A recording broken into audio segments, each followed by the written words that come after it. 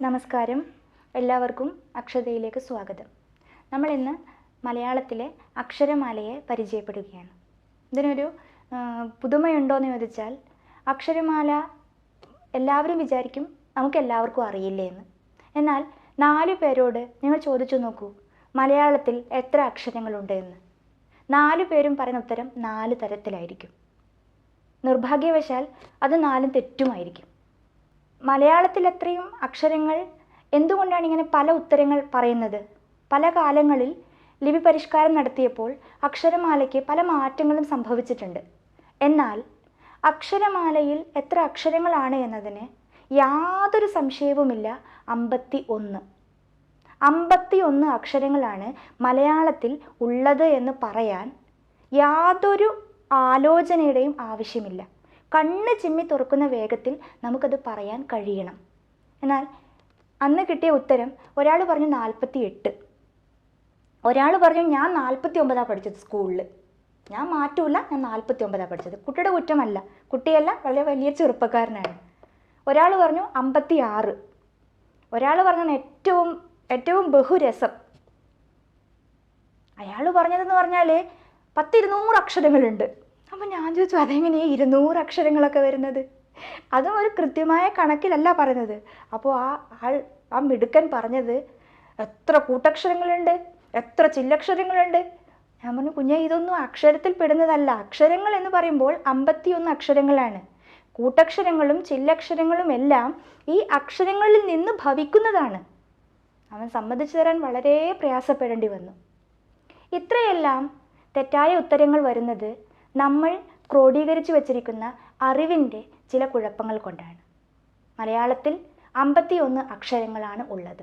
ഇനി എത്ര ലിപി പരിഷ്കരണങ്ങൾ വന്നാലും 49 എന്നോ 56 എന്നോ നിങ്ങൾ ഏത് കാലത്ത് എന്തെല്ലാം രീതിയിൽ കുട്ടികളെ തെറ്റായി പഠിപ്പിച്ചാലും കറങ്ങിത്തിരിഞ്ഞ് അവസാനം നിങ്ങൾക്ക് തിരുത്തേണ്ടി വരും. 51 അക്ഷരങ്ങളാണ് മലയാളത്തിലുള്ളത്. അതിനാൽ നമുക്ക് ഇന്ന് അക്ഷരമാല പരിചയപ്പെടാം. സ്വരാക്ഷരങ്ങൾ, വ്യഞ്ജനാക്ഷരങ്ങൾ എന്ന 2 കാറ്റഗറിയിലാണ് മലയാളത്തിൽ അക്ഷരങ്ങൾ ഉള്ളത്.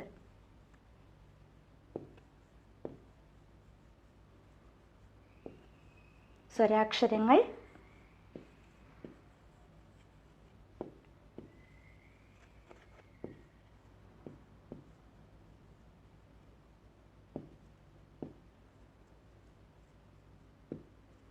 വ്യഞ്ജനാക്ഷരങ്ങൾ എന്ന 2 തരം. ഇതിൽ സ്വരാക്ഷരങ്ങൾ 15, വ്യഞ്ജനാക്ഷരങ്ങൾ 36, മൊത്തത്തിൽ 51. ചില്ലക്ഷരങ്ങളൊന്നും അക്ഷരത്തിൽ പുതുതായിട്ട് വന്നതല്ല. ഉള്ള അക്ഷരങ്ങളുടെ രൂപമാറ്റങ്ങൾ മാത്രമാണ് ചില്ലക്ഷരങ്ങൾ. അതിനാൽ 200-ൽ പരം അക്ഷരങ്ങൾ ഉണ്ട് എന്നൊക്കെ പറഞ്ഞ ആ വിദ്വാനോട് ഞാൻ പറഞ്ഞു മനസ്സിലാക്കി കൊടുത്തപ്പോൾ തെറ്റ് മനസ്സിലായി. ഓ, അങ്ങനെയാണല്ലേ, 51 അക്ഷരങ്ങളാണല്ലേ എന്ന് ആൾക്ക് ബോധ്യപ്പെട്ടു. അക്ഷരങ്ങൾ, സ്വരാക്ഷരങ്ങൾ നമുക്ക് ആദ്യം എഴുതാം.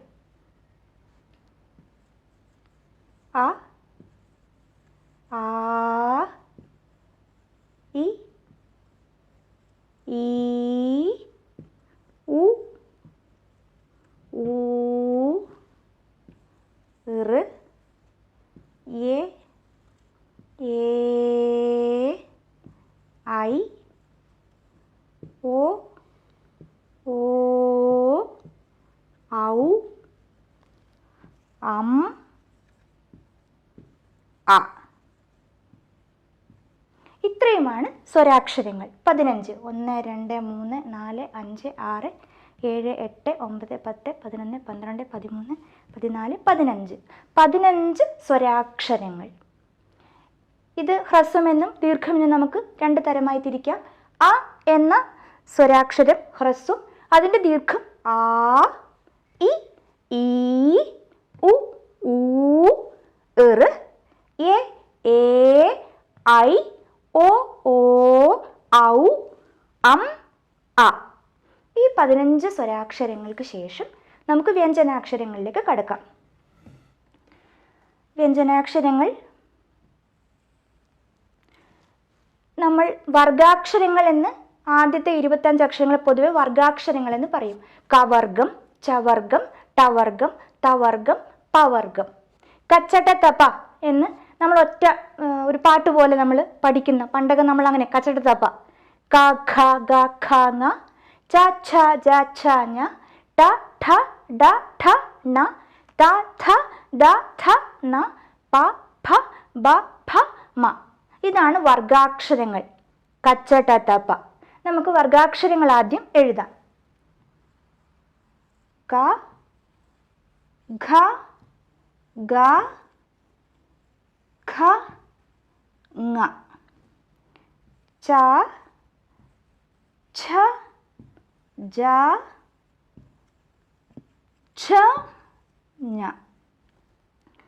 ട ഠ ഡ ഢ ണ ത ഥ ദ ഥ ന പ ഭ ബ ഭ മ. ഇത്രയുമാണ് വർഗാക്ഷരങ്ങൾ. കവർഗം, ചവർഗം, ടവർഗം, തവർഗം, പവർഗം. ഇതിന് ഓരോന്നിനും ഇതിൻ്റെ ഉച്ചാരണത്തിലെ മാത്രാഭേദങ്ങൾ അനുസരിച്ച് വേറെ വേറെ പേരുകളുണ്ട്. ഈ അക്ഷരങ്ങളെല്ലാം ഖരാക്ഷരങ്ങൾ എന്ന പേരിലാണ് അറിയപ്പെടുന്നത്. ഖരം. ഇത് അതിഖരാക്ഷരങ്ങൾ. അതിഖരം. ഇത് മൃദു. ഇത് ഘോഷം. ഇത് അനുനാസികം.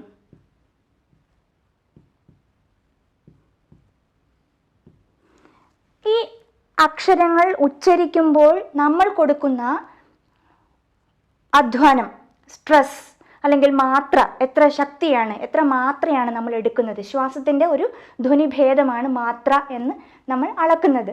അപ്പോൾ ഖരാക്ഷരങ്ങൾ ഉച്ചരിക്കുമ്പോൾ വലിയ അധ്വാനമൊന്നുമില്ല. ക, ച, ട, ത, പ.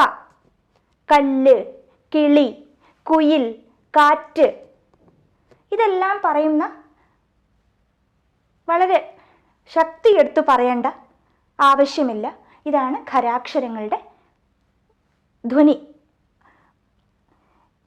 ഇനി അതിഖരാക്ഷരങ്ങളിലേക്ക് വന്നാൽ, ഖരാക്ഷരങ്ങൾ ഉച്ചരിക്കുന്നതിനേക്കാൾ ഒരു പടി, ഒരു മാത്ര കൂടി ഊർജം, ആയാസം അധികം വേണം.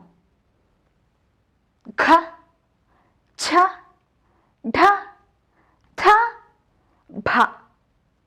നഖം, മുഖം, ഛായ, പീഠം, രഥം, ഭണം, ഇതെല്ലാം ഉച്ചരിക്കുമ്പോൾ അതിഖരം എന്ന ധ്വനിഭേദം വരുന്നു. മൂന്നാമത്തേത് മൃദുവായി ഉച്ചരിക്കുന്നതാണ്. യാതൊരു ആയാസവുമില്ലാതെ വളരെ അനായാസമായി, ഒരു ഗാനത്തിൻ്റെ അത്രയും അനായാസമായി ഉച്ചരിക്കുന്ന അക്ഷരമാണ് മൃദു അക്ഷരങ്ങൾ.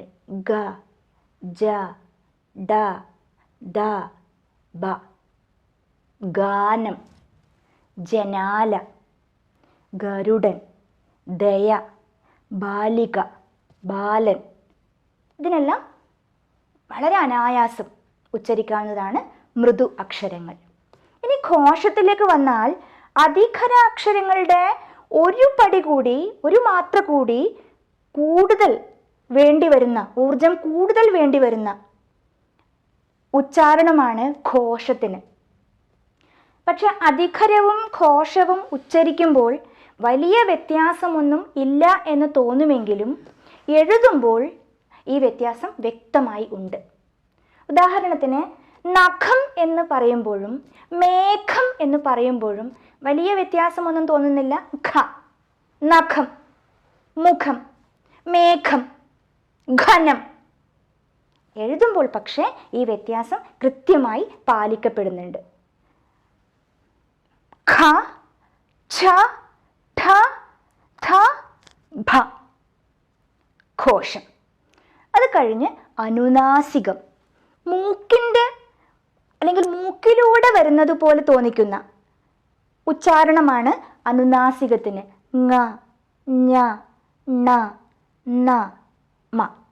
എല്ലാ അനുനാസികങ്ങൾക്കും കൂട്ടക്ഷരങ്ങളുണ്ട്. ഇങ്ങ, ഇഞ്ഞ, ഇണ്ണ, ഇന്ന, ഇമ്മ. ഇതാണ് ആ മുമ്പൊരു വിദ്വാൻ 100 അക്ഷരങ്ങളില്ലേ എന്ന് ചോദിച്ചത്. ആളെ കുറ്റം പറയാൻ പറ്റില്ല. ആളിതെല്ലാം അക്ഷരമാണെന്നാണ് വിചാരിച്ചത്. ഇതെല്ലാം അക്ഷരമാണ്, പക്ഷെ ഒന്നിൽ നിന്ന് ഉരുത്തിരിയുന്ന അക്ഷരങ്ങളാണ് കൂട്ടക്ഷരങ്ങളും സംയുക്താക്ഷരങ്ങളും ചില്ലക്ഷരങ്ങളും എല്ലാം. അതുകൊണ്ട് അതിനെ അക്ഷരമാലയിലേക്ക് എണ്ണം കൂട്ടേണ്ടതില്ല. ഓൾറെഡി ഉള്ള അക്ഷരങ്ങളിൽ നിന്ന് ഉരുത്തിരിയുന്നവയാണ് അതെല്ലാം.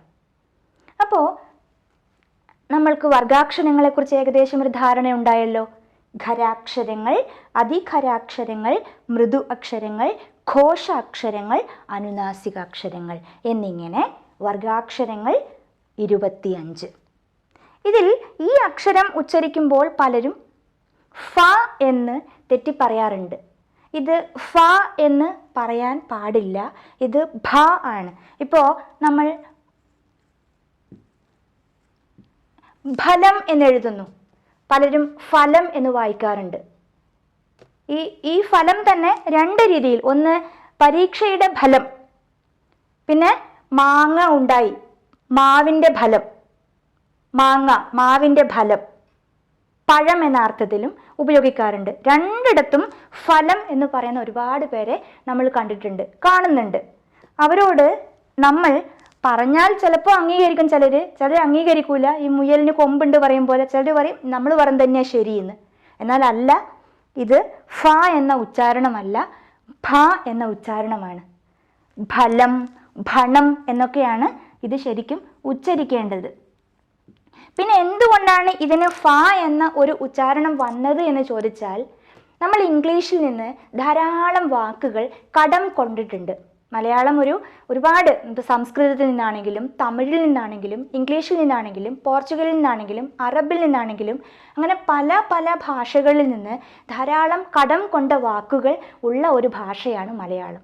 ഇങ്ങനെ വരുന്ന ലോൺ വേർഡ്സ്, കടം വാങ്ങിക്കൊണ്ട് കൊയ്ക്കൊള്ളുന്ന വാക്കുകൾക്ക് അവരുടേതായ ഉച്ചാരണമാണ്. ഇപ്പം നമ്മൾ കോഫി എന്ന് പറയാറുണ്ട്, ഫാൻ എന്ന് പറയാറുണ്ട് ഇല്ലേ? കോഫി എന്ന് പറയുമ്പോൾ കോഫി എന്ന ഇംഗ്ലീഷ് വാക്ക് നമ്മൾ അതുപോലെ ഉപയോഗിക്കുകയാണ്, ഫാൻ എന്ന ഇംഗ്ലീഷ് വാക്ക് നമ്മൾ അതുപോലെ ഉപയോഗിക്കുകയാണ്. അവിടെ നമ്മൾ കോഫി, ഫാൻ എന്ന് പറയേണ്ടതില്ല. കാരണം അത് നമ്മുടെ വാക്കല്ല, നമ്മൾ കടം വാങ്ങിച്ച അതൊരു ലോൺ വേർഡ് ആണ്. അതിനാൽ കോഫി എന്ന് പറയാം. അങ്ങനെ നമ്മളെ ഭാഷയിലേക്ക് വന്ന ആ ഒരു എഫ്, ഇതിൻ്റെ സ്വാധീന ഫലമായിട്ടാണ് ഈ ഭകാരത്തിന് ചിലപ്പോഴെല്ലാം ഫ എന്ന ഉച്ചാരണം വന്നു പെട്ടതേക്കാം. എന്നാൽ ലോൺ വേർഡ്സ് കോഫി എന്ന് ഉപയോഗിക്കുമ്പോഴും ഫലം എന്നത് ഫലം എന്നല്ല, ഫലം എന്ന് തന്നെ ഉച്ചരിക്കണം. അതാണ് അതിൻ്റെ ശരി.